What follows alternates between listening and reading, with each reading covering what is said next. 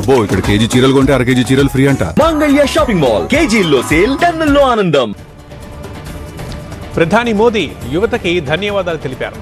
మీరు చూపిన ప్రేమ, నమ్మకము తనకు బలాన్ని ఇచ్చిందన్నారు. మన బంధం ఎప్పటికీ పటిష్టంగా ఉంటుందని ఇన్స్టాలో ఒక వీడియో పోస్ట్ చేశారు మోదీ. కాక్రోచ్ జనతా పార్టీ కేంద్రం మధ్య ఇవాళ 3వ దఫా చర్చలు జరగబోతున్నాయి. కేంద్ర మంత్రి ధర్మేంద్ర ప్రధాన్ రాజీనామాపై వెనక్కి తగ్గేదే లేదని సీజేపీ స్పష్టం చేసింది. కీలక నిర్ణయాన్ని కేంద్రం ఇవాళ వెల్లడించబోతోంది. ధర్మేంద్ర ప్రధాన్ రాజీనామా డిమాండ్తో కాంగ్రెస్ ఇవాళ దేశవ్యాప్త ఆందోళనకు పిలుపునిచ్చింది. కొవ్వొత్తుల ర్యాలీలు, సత్యాగ్రహాలు నిర్వహించాలని నిర్ణయించింది. గాంధీ, అంబేద్కర్ విగ్రహాల దగ్గర నిరసనలు చేపట్టబోతోంది. నీట్ పేపర్ లీక్ వ్యవహారంపై జైపూర్లో విద్యార్థుల ఆందోళనలు ఉధృతమయ్యాయి. 1000 మందికి పైగా విద్యార్థులు 2 రోజులుగా నిరసన కొనసాగిస్తూనే ఉన్నారు. ఇది రాజకీయాలకు అతీతమైన జన్ జీ ఉద్యమమని ఆందోళనకారులు చెబుతున్నారు. ఢిల్లీలోని విద్యార్థులకు మద్దతుగా సంగారెడ్డిలో కాంగ్రెస్ నేత జగ్గారెడ్డి కొవ్వొత్తుల ర్యాలీ నిర్వహించారు. ధర్మేంద్ర ప్రధాన్ రాజీనామా చేయాలంటూ డిమాండ్ చేశారు. రాహుల్ గాంధీ పోరాటానికి తమ మద్దతుంటుందని ప్రకటించారు.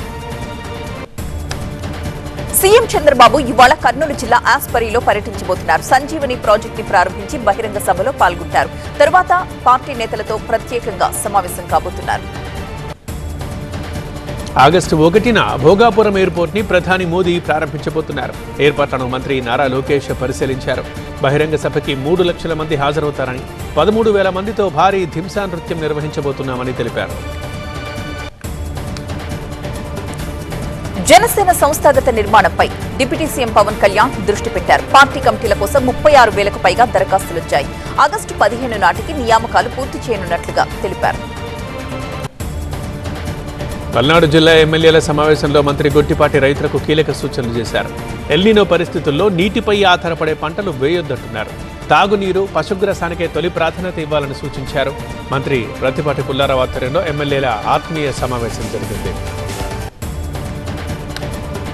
ట్రాఫిక్, రోడ్డు భద్రత, డ్రగ్స్ అంశాలపై సీఎం రేవంత్ రెడ్డి సమీక్ష జరిపారు. డ్రగ్స్ నిరోధానికి విద్యా సంస్థల్లో ప్రత్యేక కమిటీలు ఏర్పాటు చేయాలని ఆదేశించారు. రెండోసారి డ్రగ్స్ తో చిక్కితే మాత్రం కఠిన చర్యలుంటాయంటూ హెచ్చరించారు. గజ్వేల్ మున్సిపల్ కౌన్సిల్ సభ్యులు మాజీ సీఎం కేసీఆర్ ని కలిశారు. కాంగ్రెస్ పాలనలో నిలిచిపోయిన అభివృద్ధి పనులపై చర్చించారు. బీఆర్ఎస్ మళ్లీ అధికారంలోకి వచ్చాక గజ్వేల్ ని అభివృద్ధి పథంలో నడిపిస్తామని మాట ఇచ్చారు కేసీఆర్. కేటీఆర్ జన్మదినాన్ని పురస్కరించుకుని ఓయూలో బీసీ స్టూడెంట్స్ ఫెడరేషన్ ఆధ్వర్యంలో వేడుకలు జరిగాయి. మొక్కలు నాటి విద్యార్థులకు పోటీ పరీక్షల పుస్తకాలని పంపిణీ చేశారు. తెలంగాణ అభివృద్ధికి కేటీఆర్ విశేషంగా సేవలందించారన్నారు నేతలు. వైసీపీ నేతల్ని టీడీపీ నాయకులు భయభ్రాంతులకు గురి చేస్తున్నారని మాజీ ఎమ్మెల్యే కేతిరెడ్డి పెద్దారెడ్డి ఆరోపించారు.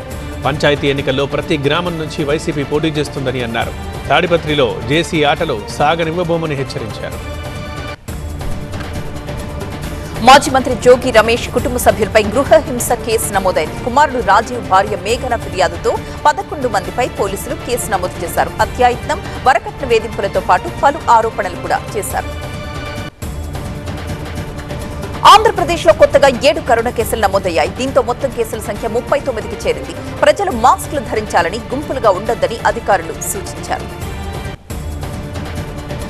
Tiruvuru MLA Kolikapudi Srinivasarao WhatsApp status social మీడియాలో వైరల్గా మారింది.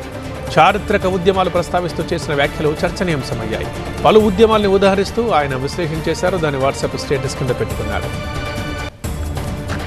నల్గొండ జిల్లా మిర్యాలగూడకు చెందిన 12 ఏళ్ల కార్తికేయ కరాటేలో గిన్నిస్ వరల్డ్ రికార్డ్ సాధించాడు. గతంలో చెస్లో కూడా ప్రపంచ రికార్డు నెలకొల్పిన అతడు 2 ప్రపంచ రికార్డులతో ప్రశంసలు అందుకుంటున్నాడు. సిరిసిల్ల జిల్లా వేములవాడలో దళిత కౌన్సిలర్ షాపు కూల్చివేత ఘటనపై జాతీయ ఎస్సీ కమిషన్ ఆగ్రహం వ్యక్తం చేసింది. కలెక్టర్, ఎస్పీ, దేవాదాయ కమిషనర్కి నోటీసులు జారీ చేసింది. 15 రోజుల్లోగా వివరణ ఇవ్వాలంటూ ఆదేశించింది. ఎన్టీఏలో సీనియర్ యంగ్ ప్రొఫెషనల్స్ నియామకాలకు నోటిఫికేషన్ రిలీజ్ అయింది. యూపీఎస్సీ ప్రతిభా సేతు పోర్టల్ ద్వారా నియామకాలు చేపట్టబోతున్నారు. 4 జనరల్ మేనేజర్ పోస్టులను కాంట్రాక్ట్ విధానంలో భర్తీ చేయబోతున్నారు. భారీ వర్షాలతో నిలిచిపోయిన అమర్నాథ్ యాత్ర తిరిగి ప్రారంభమైంది. జమ్మూలోని భగవతీనగర్ బేస్ క్యాంప్ నుంచి భక్తులు బయలుదేరారు. తొలి విడతలో దాదాపు 5,000 మంది యాత్రికులు పాల్గొంటున్నారు. ప్రభుత్వం చర్చలకు పిలవడానికి కారణం యువత పోరాటమేనని కాక్రోచ్ జనతా పార్టీ వ్యవస్థాపకుడు అభిజిత్ దీప్కే అన్నారు. ధర్మేంద్ర ప్రధాన్ రాజీనామా చేసే వరకు జంతర్ మంతర్లో నిరసన కొనసాగుతుందని స్పష్టం చేశారు. తమ 3 డిమాండ్ల సాధన కోసం పోరాటం కొనసాగుతూనే ఉంటుందన్నారు. ధర్మేంద్ర ప్రధాన్ రాజీనామా విషయంలో కేంద్రం తర్జన భర్జనలు పడుతోంది. రాజీనామా చేస్తే బాధ్యతల నుంచి తప్పించుకున్నట్టు అవుతుందని ప్రభుత్వ వర్గాలు భావిస్తున్నాయి. ఎన్టీఏలో వ్యవస్థాగత లోపాల సవరణపైన దృష్టి పెట్టినట్లుగా తెలుస్తోంది. నీట్ పేపర్ లీక్ వ్యవహారంలో ఎన్టీఏకి చెందిన 47 మంది అధికారుల్ని ప్రభుత్వం తొలగించినట్లు సమాచారం. కొందరిపై చట్టపరమైన చర్యలు తీసుకునేందుకు సిద్ధమవుతోంది. పరీక్షల నిర్వహణలో సమూల మార్పులకు ప్రభుత్వం చర్యలు చేపట్టింది. ఐక్యరాజ్య సమితి అంతర్జాతీయ వాణిజ్య చట్ట కమిషన్ 60వ వార్షికోత్సవం సందర్భంగా సుప్రీంకోర్టులో అంతర్జాతీయ సదస్సు జరిగింది.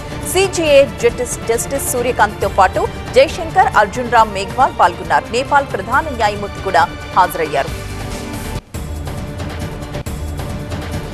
ఈ ఏడాది మిస్ యూనివర్స్ పోటీల కోసం భారత ప్రతినిధి ఎంపిక ప్రక్రియ జోరుగా సాగుతోంది. దేశవ్యాప్తంగా 52 మంది ప్రతినిధులు ఎంపికయ్యారు. ఆగస్టు 23న జరిగే గ్రాండ్ ఫినాలేలో విజేతని ప్రకటించనున్నారు.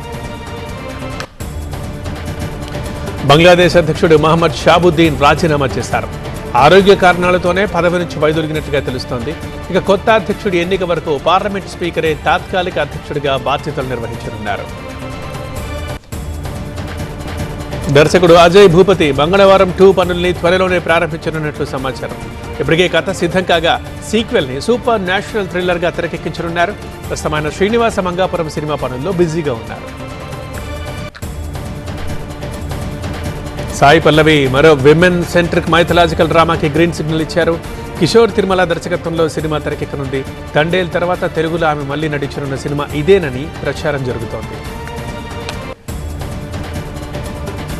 జింబాబ్వేతో 2 టీ20కి సిద్ధమైన టీమిండియా విజయం సాధించి సిరీస్ ని కైవసం చేసుకోవాలని పట్టుదలగా ఉంది. తొలి మ్యాచ్ లో వైభవ్ సూర్యవంశీ మెరుపు అర్ధశతకంతో ఆకట్టుకోగా అభిషేక్ శర్మ ఫామ్ లోకి రావాలని ఆశిస్తోంది.